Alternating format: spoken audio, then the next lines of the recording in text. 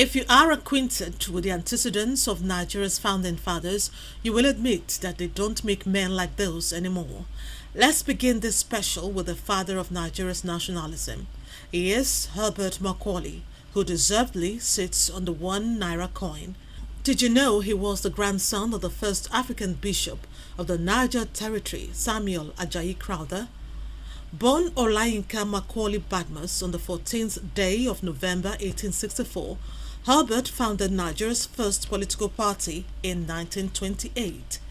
His party, the Nigerian National Democratic Party (NNDP), won all seats in the 1923, 1928, and 1933 elections. This gentleman of many parts was an engineer. He doubled as an architect, a renowned journalist as well as a musician when it mattered. Above all else, Sir Herbert was a politician of high repute. Perhaps his many successes in that regard earned him the air of mistaken arrogance that caused many to be in awe of him. This actual footage of the statesman proves that much.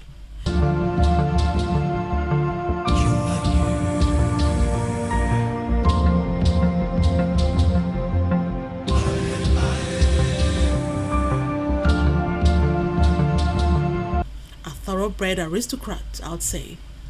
In 1944, Macaulay's quest for an independent Nigeria reached fever pitch when he crossed paths with another nationalist, Nnamdi Azikiwe. Together, they formed the National Council of Nigeria and the Cameroons, NCNC, a formidable political party. Sadly, 2 years later, on the 7th of May 1946, Herbert lost the battle of life to an ailment. He sleeps at the Ikoyi Cemetery in Lagos. Though gone, the ambition for a free Nigeria stayed alive with the actions of those he worked closely with politically.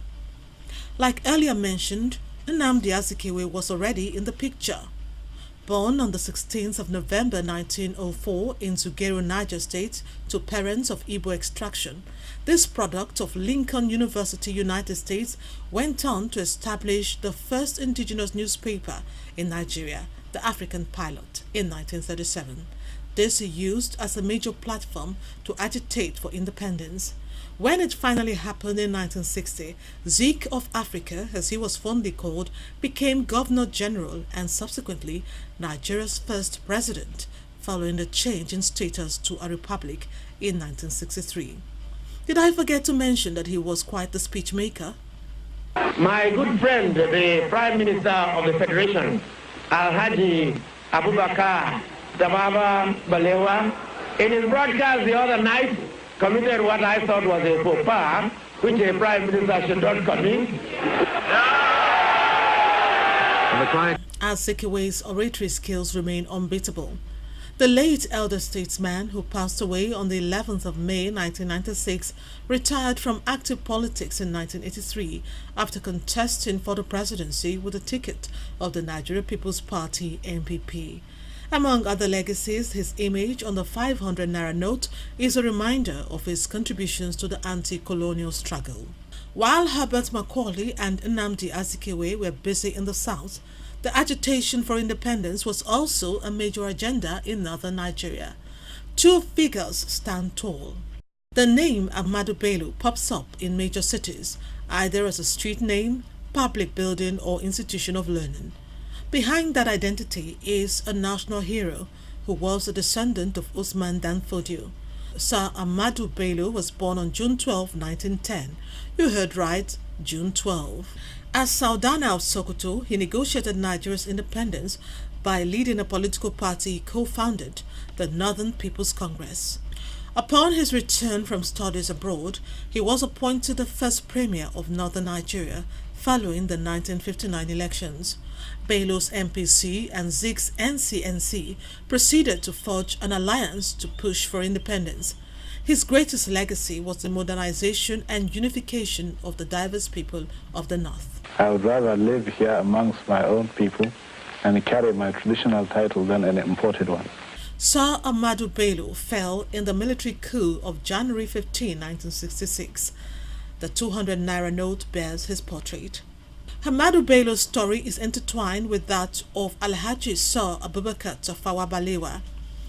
Born 1912 to a humble family, Balewa rose to become not just a London-trained teacher, but a vocal politician, using the Bauchi discussion circle he created in 1943 as a medium to educate the North academically and politically. Balewa entered government actively in 1952 as Works Minister.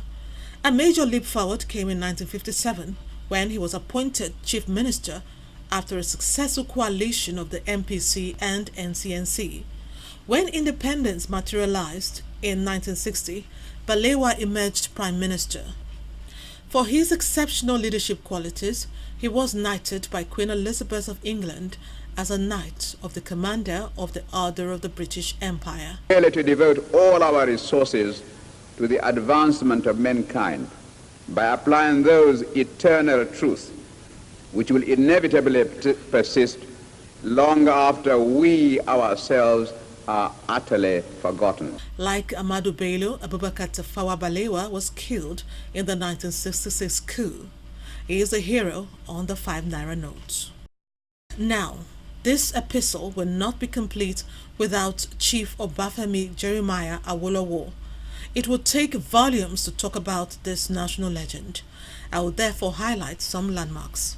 Awolowo was born on the 6th of March 1906 in Ikenne, Ogun State. He began his checkered career as a teacher and moved on to work as a journalist for the Nigerian Times.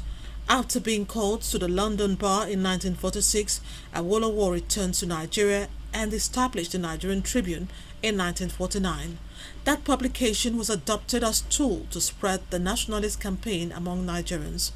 Politically, Awo was instrumental to the formation of the Action Group AG in 1951, which strategically connected with Ahmadu Bello's MPC and Azikiwe's NCNC with the common aim of achieving a free country. But the Action Group decided to organize in the north, and we now have branches in every village and hamlet in the northern region. Before he passed away peacefully on the 9th of May 1987, Chief Obafemi Awolowo was the first leader who made education and healthcare free for all. His very many legacies bordered on the principles of transparency and integrity. By the way, did you know Awolowo named Nigeria's currency the Naira? Yes, he did. It's only fair that he gets his face on one of the currencies. It happens to be the 100 Naira note. There were other major contributors to Nigeria's jubilee.